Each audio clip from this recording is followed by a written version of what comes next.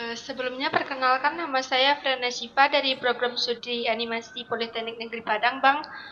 Terima kasih banyak karena Abang telah meluangkan waktu untuk menjadi narasumber saya melalui Zoom pada hari ini. Wawancara ini merupakan bagian dari tugas mata kuliah Manajemen Produksi Animasi. Untuk izin, sebelumnya saya akan mengajukan beberapa pertanyaan mengenai proses manajemen produksi di Jipa Animation. Kira-kira apakah kita bisa memulai sesi wawancaranya sekarang, Bang? Bisa. Tadi panggilannya siapa? Panggilannya Siva, Bang. Siva. Oke. Oke. Sebelum masuk ke pertanyaan, apakah saya boleh tahu Abang namanya siapa, Bang? Oke, sebenarnya perkenalkan, namaku Isa.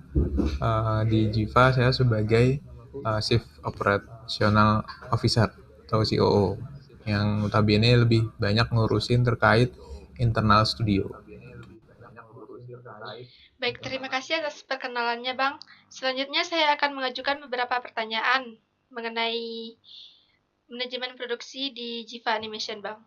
Pertanyaan saya yang pertama yaitu eh, mengenai waktu dan penjadwalan proyek. Apabila studio menerima proyek serial animasi sebanyak 10 episode dengan target penyelesaian selama 6 bulan, bagaimana Jiva Animation menyusun production pipeline, timeline, milestone, serta target serta setiap divisi agar proyek dapat selesai tepat waktu. Selain itu, metode apa yang biasanya digunakan untuk memantau progres produksi, Bang? Oke, kalau di kami ini berarti produksi yang full animasi ya? Iya, Bang. Oke, kalau untuk full animasi kita biasanya itu ngukurnya dari kapasitas per divisinya. Jadi misalnya itu jelas pertama kan kita butuh storyboard dulu ya buat melihat ini scope projectnya itu eh, seberapa besar gitu. Dari storyboard itu kan akan nanti keluar data jumlah scene-nya berapa, kemudian jumlah cut-nya berapa, terus berapa karakter yang kemudian akan muncul dalam project itu. Nah, dari situ baru kita kalkulasikan berdasarkan jumlah SDM yang kita punya. Nah, dari masing-masing itu kan ada misalnya kapasitasnya ini ternyata butuh 10 cut misal. Ternyata dalam satu tim dia bisa mengerjakan 5 cut dalam sehari. Nah, berarti untuk mengerjakan bagian itu kita butuh 2 hari. Nah, kita menggunakan pendekatannya lebih ke situ. Jadi akhirnya ketika kemudian kita membuat sebuah mungkin jadwal produksi ya. Jadi kita melihat dari kapasitas timnya juga, apakah timnya itu juga baru ngerjain project lain atau enggak. Tapi kurang lebih penghitungannya kita itu berdasarkan per cut-nya. Terus untuk pemantauannya sendiri di kita pakai tracker. Jadi kita emang punya tracker internal yang kemudian kita gunakan untuk memantau progres progres projectnya.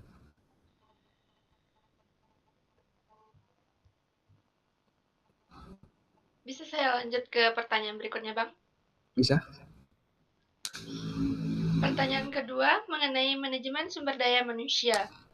Dalam sebuah proyek animasi terdapat 12 anggota tim dengan kemampuan yang berbeda-beda, seperti storyboard, modeling, rigging, animasi, lighting, compositing, dan editing. Bagaimana cara Jiva Animation membagi tugas, mengatur beban kerja, dan mengevaluasi kinerja tim agar produktivitas tetap tinggi tanpa mengurangi kualitas hasil? Ya sama kayak tadi sih, kapasitas yang kita mainin. Jadi masing-masing udah jelas kapasitasnya berapa, terus kita juga punya tracker untuk kapasitas sendiri, jadi kita benar-benar tahu hari itu tuh timnya baru sepadat apa. Tentu kita tidak akan memaksakan untuk misalnya harus selesai hari ini, misal ketika memang ada prioritas yang lain. Jadi untuk menjaga kualitas kita memang ada istilahnya skala prioritas lah ya. Jadi proyek-proyek yang memang perlu didahulukan itu yang kemudian difokuskan ke sana. Proyek yang lain nanti akan mengikuti berdasarkan kapasitas harian di masing-masing tim. Kalau pertanyaan ketiganya mengenai manajemen risiko produksi. Apabila di tengah proyek terjadi kendala seperti animator utama mengundurkan diri atau server mengalami kerusakan sehingga produksi tertunda, langkah apa yang biasanya dilakukan oleh pihak studio untuk meminimalkan dampak terhadap jadwal, biaya, dan kualitas proyeknya, Bang?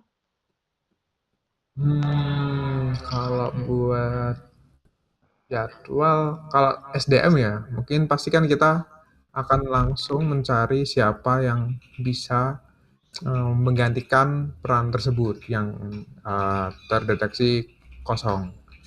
Jadi biasanya kita nggak perlu nunggu lama, langsung kalau misalnya ini memang nggak bisa lanjut, kemudian nanti akan siapa. Di situ kita kan ada apa? Misalnya meeting mingguan ya. Meeting mingguan tiap project tuh biasanya kita juga rutin. Jadi tiap project kita pantau nggak cuma sekedar dari tracker, tapi juga dari meeting, dan masing-masing PIC-nya juga memang kalau di Jiva kita mengandalkan komunikasi yang terbuka. Jadi setiap ada kendala itu langsung dilaporkan ke PIC maupun orang-orang yang memang bersangkutan, yang kemudian nantinya akan bisa lebih cepat ketika mengambil keputusan-keputusan yang berkaitan sama produksi. Kalau memang ternyata dari hasil itu menyebabkan molor deadline-nya, ya itu sebuah risiko, ya kita langsung kalkulasikan ulang, misalnya ini deadline-nya mundur ternyata. Nah, mundurnya itu sampai kapan, itu akan kita kalkulasikan gitu. Jadi nggak cuma sekedar oh ini pasti mundur, tapi kita hitung dulu mundurnya tuh sampai kapan gitu. Nah, ini akan nanti dikomunikasikan juga ke semua pihak yang berkaitan. Oke. Pertanyaan yang keempatnya, Bang, mengenai quality control dan revisi. Setelah hasil animasi dikirim kepada klien, ternyata klien meminta revisi besar yang berpotensi menambah waktu dan biaya produksi. Jelaskan strategi yang harus dilakukan untuk mengelola revisi, menjaga komunikasi dengan klien, serta memastikan proyek tetap selesai sesuai target, Bang. Kalau revisinya besar, kita pasti akan balik lagi ya ke perjanjian awalnya. Apakah revisi besar itu masuk skop yang disepakati bersama di awal atau enggak? Kalau misalnya enggak, maka kita pasti akan minta charge tambahan untuk bisa mengerjakan itu. Tapi kalau misalnya masih dalam skop yang sama, yang sebelumnya sudah disepakati, kita nanti akan mengkomunikasikan bahwa ini kalau misalnya uh, revisinya sebanyak ini, nanti akan mengundurkan waktunya, apakah oke? Okay? Kalau klien udah bilang oke, okay, ya sudah, kita akan mengerjakan itu. Tapi kita juga tidak ingin kemudian terlalu memaksakan sesuatu yang kita yakin bahwa kalau ini dipaksakan nanti kualitasnya akan berkurang. Jadi itu semua pasti kita komunikasikan ke klien. Oke, Bang. Lanjut ke pertanyaan terakhir, Bang, mengenai manajemen anggaran dan efisiensi produksi. Apabila studio mengalami anggaran yang terbatas untuk memproduksi film animasi berdurasi sekitar 7 menit, jelaskan strategi apa yang dilakukan untuk mengendalikan biaya produksi tanpa mengurangi kualitas hasil. Mungkin bisa disertai contoh terkait penggunaan aset, perangkat lunak, tenaga kerja, atau pengaturan waktu produksinya, Bang. Kalau kekurangan dana buat produksi ya? Iya, Bang. Ya. Ya kalau di Jiva sih tidak produksi sih. Ketika kasusnya kayak gitu, kita memilih buat nggak usah dibuat. Jadi kita tidak mau memaksakan ketika memang kita butuhnya untuk bikin 7 menit dengan skala seperti ini butuh waktu segini gitu. Dengan dana seperti ini, kalau kemudian dipaksakan itu sama dengan ya mengurangi kualitas. Jadi di kita antara itu ambil dengan budget segitu, berarti optimalnya begitu. Kalau nggak mau ya udah, kita tidak akan pernah memproduksi kalau dananya nggak ada gitu. Oke, Bang. Baik, Bang. Sekian pertanyaan saya.